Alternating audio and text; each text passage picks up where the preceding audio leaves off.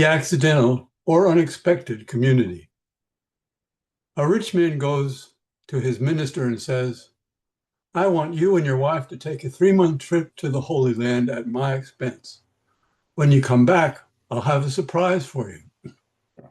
The minister accepts the offer. He and his wife set off. 3 months later, they return. They are met by the wealthy parishioner who shows them a new church. It's the finest building money can buy, the man says, and it is magnificent. But there's only one pew, and it's at the back. A church with only one pew, asked the minister. You just wait until Sunday, the rich man says. When the time comes, early arrivals enter the church, file into the one pew, and sit down. When the pew is full, a switch clicks silently, gears mesh, a belt moves, and the pew moves forward. When it reaches the front, it comes to a stop. At the same time, another empty pew comes up from below at the back, and more people sit down. And so it goes, pews filling and moving forward until finally the church is full from front to back. Usually parishioners like to sit at the back so they can make a quick getaway if they need to. They come early to do so. Now they find themselves sitting near the front. Wonderful, you hear the minister whisper. Marvelous, he says. The service begins, and the minister starts to preach his sermon. He launches into his text, and when the end of the hour is up, he is still going strong with no end in sight. Suddenly, a bell rings, a trapdoor in the floor around the pulpit opens, and the minister begins to disappear. As the pulpit and the preacher descend, wonderful, you hear the congregation whisper. Marvelous, they say. For reasons that are not 100% clear to me, Lori Brooks Lyons has asked me to make some remarks on the occasion of our 60th class reunion. Kind of like the story, the good news and the bad news is the same news. You got a preacher for a speaker. I'll try not to go on too long or be too boring. Unfortunately for you, there is no trapdoor, so you just have to put up with me for 12 and a half minutes or get the hook. One other thing. As most of you know, I've been diagnosed with Parkinson's disease. I'm confident I'm not the only member of our class who is living with some kind of disability, either directly or indirectly. Perhaps MS, diabetes, stroke, heart disease, Alzheimer's, or dementia. The list and litany goes on. It turns out that part of aging is learning the vocabulary of illness. I mention this because one of the effects of Parkinson's is the softening of the voice. It happens to me. It's harder for me to be heard. I'll do my best to speak up. For a similar kind of reason, I'm relying on the text for my remarks. When Lori invited me to speak, I began to think about our visit to Turks and Caicos, and that got me thinking about travel and tourism. I was reminded of that 1988 movie, The Accidental Tourist. The plot begins with Macon Leary, the William Hurt character, who is a writer of travel guides that tell how reluctant business travelers can best avoid unpleasantness and difficulty. That got me to thinking that we, the members of the Manhasset High School class of 1965, might not be accidental tourists, but we are members of an accidental community, or at least an unexpected community. Think about it. When we were in utero or just being born, we did not pop out and say, I sure hope I get to be part of the Manhasset High School class of 1965. When we started our junior-senior high school, we came from one of 3 different elementary schools. I attended the Plandome Road School, which was closed in 2003 and was demolished in 2011. So much for history. And I know nothing of the other two schools. Some of you may know. Whatever they are, they're not what they were then. Some of our classmates were transfers from St. Mary's High School. Some of our classmates joined our class midway through. My point is, we never were an integral, intentional community. In many ways, we high school students were not a community at all, but we certainly were accidental. I mean, accidental in the sense that we were thrown together with no clear expectation of what lay before us, or who to be, or how to be, or what would come next.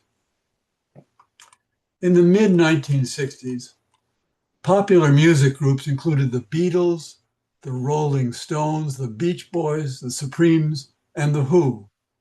Popular TV shows included The Andy Griffith Show, The Dick Van Dyke Show, I Dream of Jeannie, Star Trek, and The Twilight Zone. Popular music has epically changed. Most of it I don't understand. You can now curse and swear on TV. Star Trek is an entire franchise, and Dick Van Dyke just turned 100. In 1965, the millennium was 35 years ahead of us. There were no personal computers. Now the millennium is 25 years behind us, and our phones are computers that ride in our pockets. You have your own examples, probably some better than mine. My question, which can now include a swear word, is, how the hell did this happen? Over the course of the last 2 months, I've had the opportunity to have several conversations with Lori. And she made the excellent point that we are not now who we were then. By that, she meant, I take it, that things that seemed important to us then turned out not to be so important. Which social groups you were in, jocks, nerds, cheerleaders, class leaders, all those status markers turned out to be unimportant. To use myself as an example, I was what I would now call a joiner, though then I was a nerd without great grades. I joined about everything I could. I worked on the newspaper. I ran, not so very well, the quarter mile on the track team. I was active in just about every aspect of the drama group. I sang in the chorus. I was in a social service club whose name I forget. I helped sell refreshments at football games. Largely because I was in a rebellious phase with my father, I was a B or maybe B+ student. Many of my friends were members of the National Honor Society. I was not. There was this honorary group, the Silver M Society. Selection was based on a point system. It turned out that most of the people selected were academically successful. That was not me. I was chosen because I had joined just about everything and the points racked up. But I confess, I don't remember who else in our class was selected. Anyone here? The honor was nice. I imagine Silver M still exists. I've lost track. But the point is that all those social status markers were not so important. Some were, but not all. My lack of academic excellence was not who I truly was. All of those after-school activities were not of equal value. Who we were then, or who we seemed to be, was not who we truly were or would become.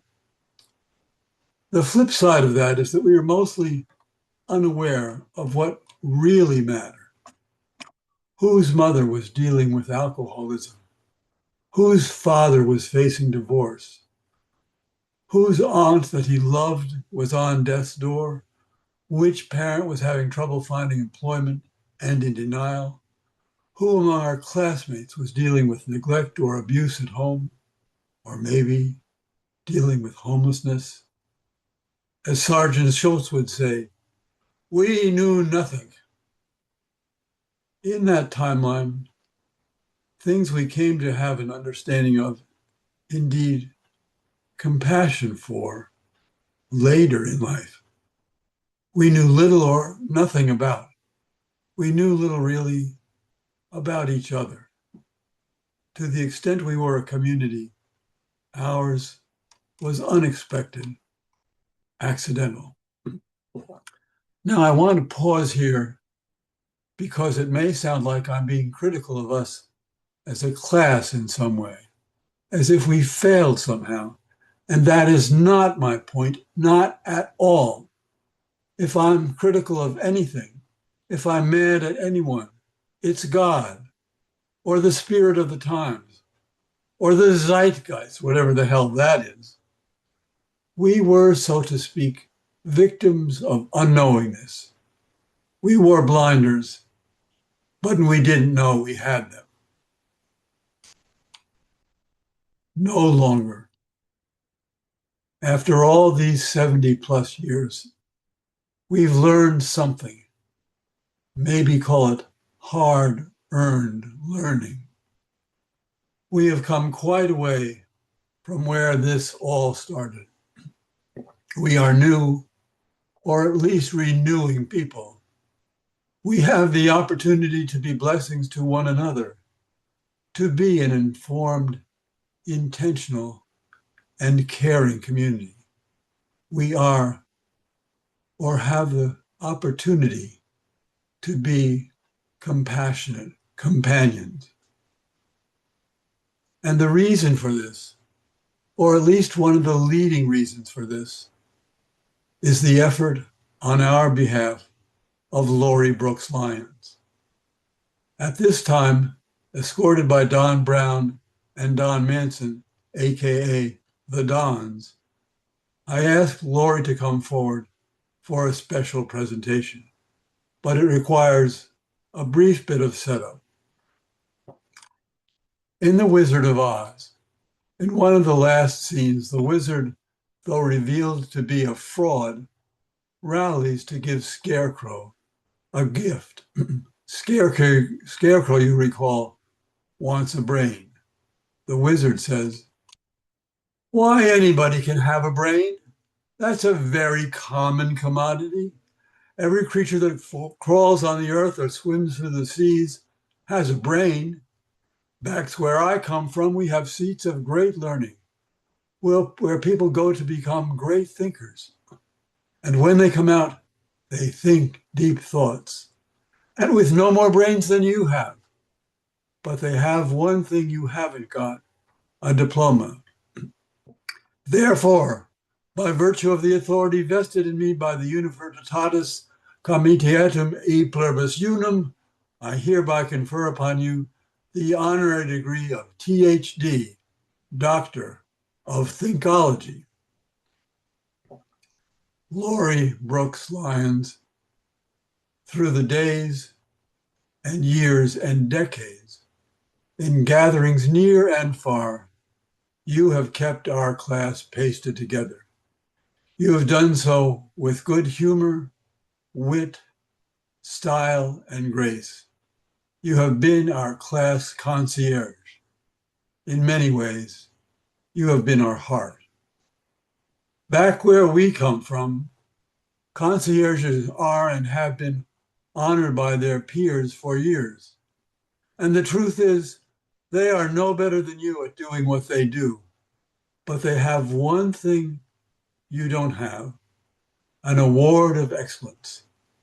Therefore, by virtue of the authority vested in me by the class of 1965, I hope I present you with this award of excellence. Concierge in Chief Award of Excellence, presented to Lori Brooks Lyons by the class of 1965 on our 60th reunion for service to our class, arranging excellence in gatherings and reunions across the years, beyond what any fair-minded person might reasonably expect. With deep appreciation, we are forever in your debt. Turks and Caicos, May 2025.